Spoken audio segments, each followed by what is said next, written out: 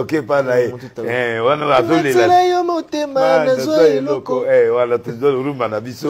Aussi moi break, moi break non bobini. Mais il faut pas créer, ba chrétien, ba créer boîte de nuit. Ouais, boîte de nuit ba chrétien. Parce que on a bibi na plateau. Non. Yo kanga ya. Tu vas créer boîte de nuit. Dans ça lango. Non, c'est pas vrai. C'est pas vrai. Yo kamba. Oh, Mike. Ouais. Boîte de nuit au Zala. Bah, mon amakam.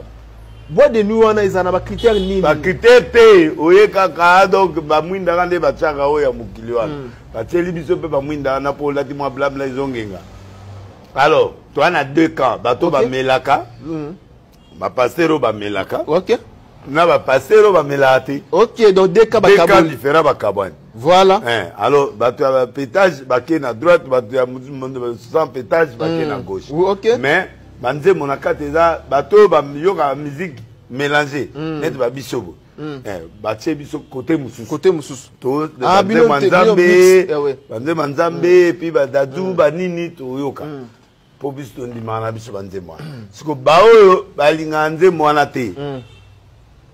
Ba melaka pété. To teli bango ba toms. Mais banze moi ba toms, ça ba soka milimo na kata boîte. OK. Siko ba oyo ba ye ma banzembo o profane net ba biso pe moi vino to melaka ba tie biso côté la biso oyo ki Patrice après au changer to yo ki Dadou après to changer to yo ki nani voilà nos standards na ba serre na biso to akuna o pe ba melaka moi ndamba za côté OK siko ba serre oyo ya oyo boye o ba melaka ba za na kana ba. Mais toi, on a quatre boîtes, mais DJ différents. DJ différents. Mais toi, on a trois couloirs. OK. Trois couloirs. Papa, au moment là-bas.